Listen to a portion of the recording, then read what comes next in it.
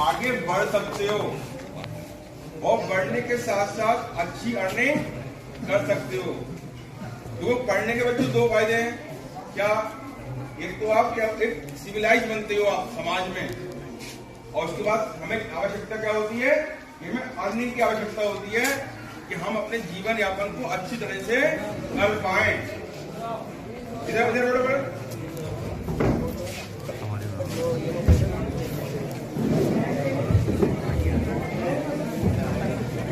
तो अच्छा अर्निंग करने के लिए हमें आवश्यकता क्या है? पढ़ाई की, और साथ में एक प्रोफेशनल कोर्स की आवश्यकता है। अब चाहे आप आर्ट के स्टूडेंट हैं, आप चाहे साइंस के स्टूडेंट हैं, आप चाहे कॉमर्स के स्टूडेंट हैं, तो 12th के बाद बहुत से बच्चे जब डिग्री कॉलेज में जाते हैं तो अपने पढ़ाई के साथ साथ साइड अर्निंग करते हैं। अभी आपने देखो बच्चे, बहुत से बच्चे विदेश जा रहे हैं 12th के बाद। बहुत सारा क्रेज आ गया कि फॉरेन चलो फॉरेन चलो। मतलब क्यों? बताओ, हम पढ़ाई भी करेंगे और अर्निंग भी करेंगे।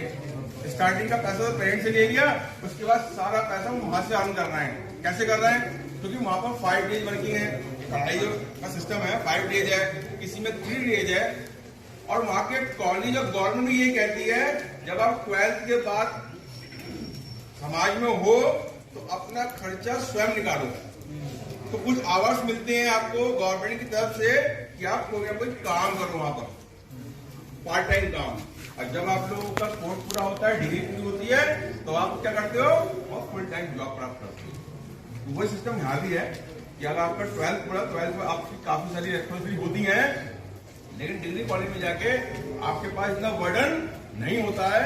तो अपने अगर कोई प्रोफेशनल ट्रेनिंग दे रखी है तो उसके साथ साथ, पढ़ाई के साथ साथ आप अपनी एक्स्ट्रा इनकम करके अपनी पढ़ाई का खर्चा, सेल्फ खर्चा निकाल सकते हो।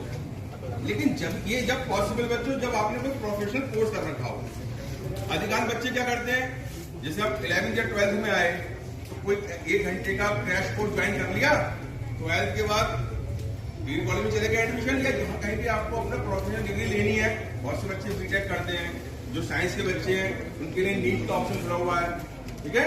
तो वहाँ अपना कुछ कंप्यूटर कोर्स कर लिया, कोई अकाउंट कोर्स कर लिया, और पार्ट टाइम के माध्यम से अपनी नॉलेज भी बढ़ाएंगे और अपनी इनकम भी करेंगे। तो इतने सभागार में स्टूडेंट बैठे हुए हैं, क्या कोई ऐसा बच्चा है जो पढ़ाई के बाद अर्निंग नहीं करना चाहता? बताओ। अपने पढ़ाई के बाद, चाहे वो 12th के बाद या ग्रेजुएशन के बाद अर्निंग नहीं करना चाहता, कोई ऐसा स्टूडेंट बैठा हुआ है? हैंड रेज करो। अच्छा, कितने लोग करना चाहते हैं? हैंड रेज करो। जो अर्निंग, आप पढ़ाई क्यों कर रहे हैं? तो अल्टीमेटली किसका, सबका उद्देश्य, सर बैठे हैं, सर आए, मैं आया हूं, उसका उद्देश्य क्या है? ये मेरा उद्देश्य है कि मेरे खूब आगे बढ़ेगा। आगे बढ़ेगा तो आप लोग बढ़ेगा, सिखाई बढ़ेगा, और यहाँ के जो स्टाफ मेंबर है, टीचर की सैलरी बढ़ेगी, नहीं बढ़ेगी? तो सबका उद्देश्य क्या है? अच्छी अर्निंग करना। तो क्या कहते हैं? सब पूछते हैं आप कैसे हैं, जब आपकी जेब में पैसे।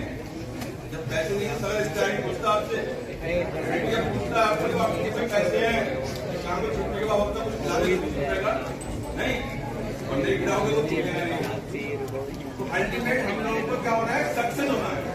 इसके माध्यम से बताने का मतलब यह है कि आप लोगों को अपनी लाइफ में सक्सेस होना है, और सक्सेस होने के लिए आपको अपनी पढ़ाई के साथ साथ कुछ ना कुछ बच्चों एकेडमिक प्रोफेशनल ट्रेनिंग लेना आवश्यक है, ठीक है।